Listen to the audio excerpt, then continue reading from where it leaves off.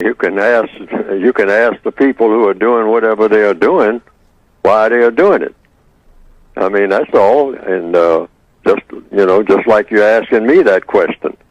But black people have a way of showing off because prisoners of war don't have anything to show off, really.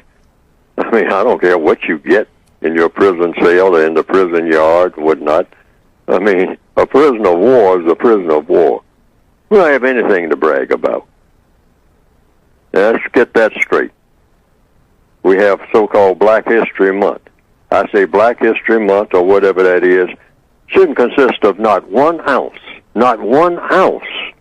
of bragging about anything, period. We're in the middle of a war and have been as far back as anybody can remember. That war is nowhere near over because it's not over until it's over. Just because people say we have made some progress, what's that cliche? We have come a long ways, but we have a long ways to go. Well, that's one way of looking at it. But really, I would say, logically speaking, you're either a prisoner or you're not. So you haven't come a long ways. We haven't come anywhere. We're prisoners of war. You're either in prison or you're out. There's no such thing as halfway out. Like they call the halfway house or something like that. You're either a prisoner or you're not. All right? And the way counter-racist science says it, just like that. You're either under the system of racism or you're not. And you measure all so-called quote-unquote progress just by that alone. And so the person, based on age, you're just an old prisoner. That's all. No black person is talking about, I never bought into that elder things. Elders, what does that mean, functionally, when it comes to the white supremacists? Do the white supremacists care anything about an old Negro any more than they care about a young one? That they won't practice white supremacy? So, where's the bragging coming in?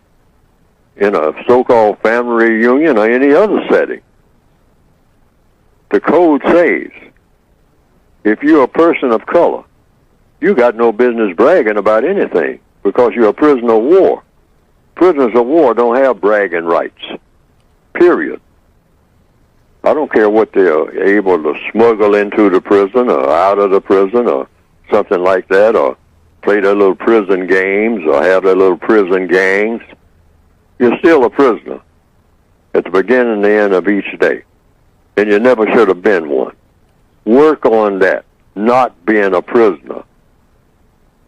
And I say, as far as family reunions are concerned, you should never come there to brag about anything or to do anything other than to solve the problems of the people who are at the family reunion.